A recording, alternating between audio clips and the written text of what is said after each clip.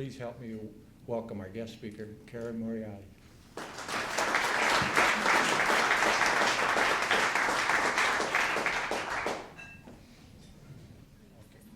That doesn't work. Try it.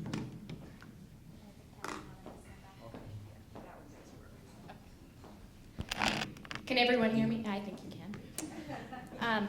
Thank you, Jim, for the nice introduction, and thank you to the Juneau Chamber for the invitation to allow us to speak today about an issue that we feel is very important, and not only for our industry, but everyone in the state, including those of you who live in Southeast. As Jim said, I do serve as the Deputy Director of AOGA, and AOGA is the Alaska Oil and Gas Association. We currently have 17 members, and of course we represent the entire industry in the state. Not only the 3 major producers, but also the smaller explorers, some of whom do not even have production yet, such as Shell, companies who are looking for the offshore, other smaller companies like Pioneer, who's about to have production this winter, as well as the 3 in-state refineries. We call that the downstream end of the business, and Alyeska Pipeline.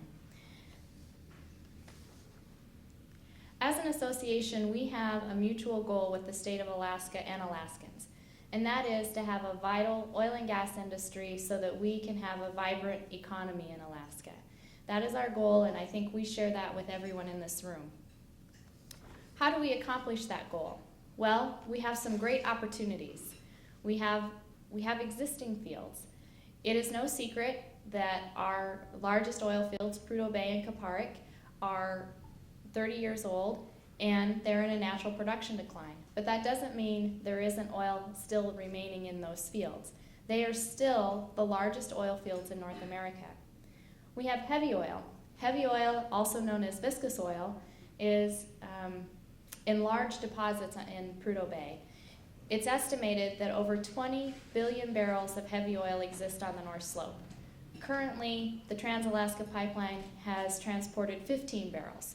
So, in essence, there's another 30 plus years in heavy oil sitting in the resource. But heavy oil is very challenging and very costly to develop. And I don't bring it with me, but I sometimes wish I would.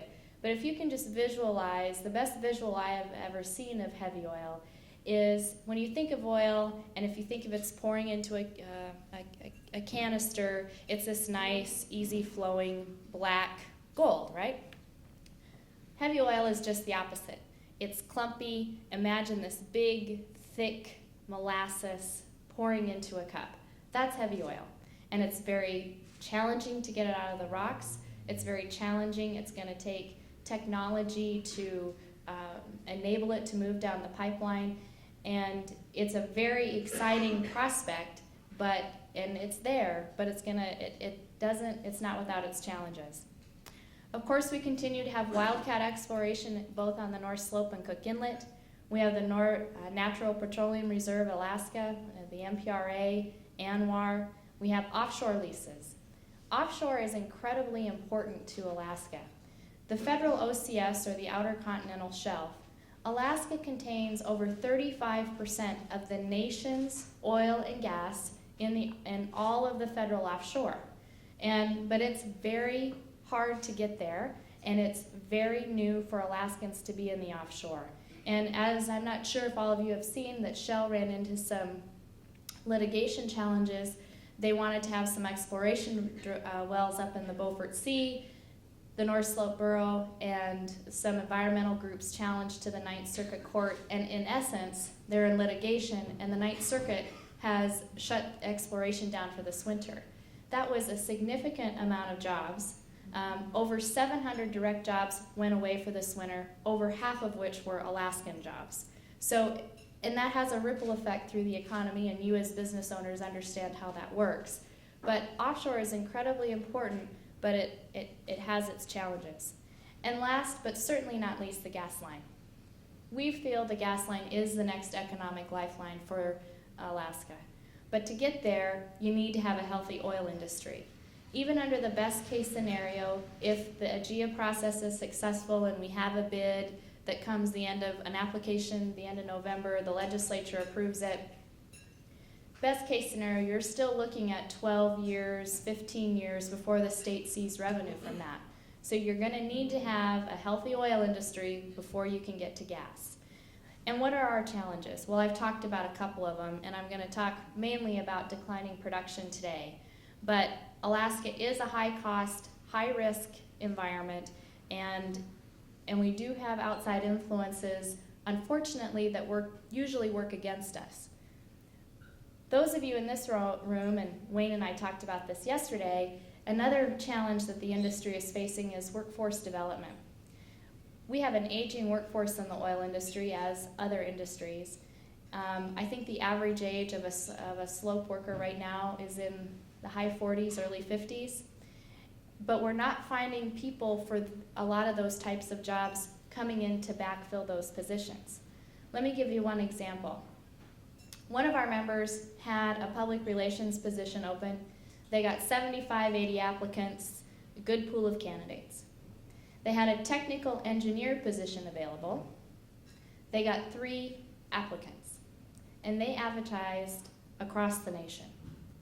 So if you have a son, a daughter, grandson, granddaughter, looking to change your own career, you can pretty much, if you're willing to put in the time and the effort, you can pretty much do anything. There are going to be jobs here, and we need to get workforce development as a high priority.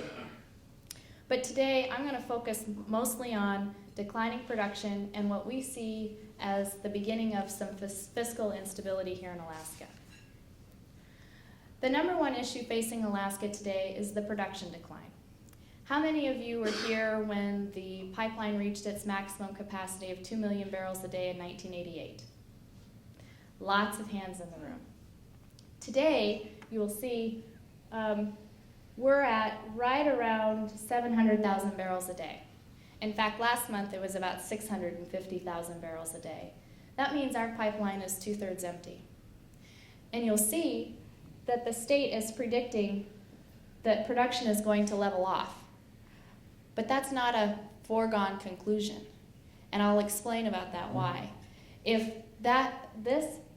this production leveling assumes that there is going to be continued significant investment in our existing fields and in exploration on the North Slope. But without it, this production decline increases to 12, 18%.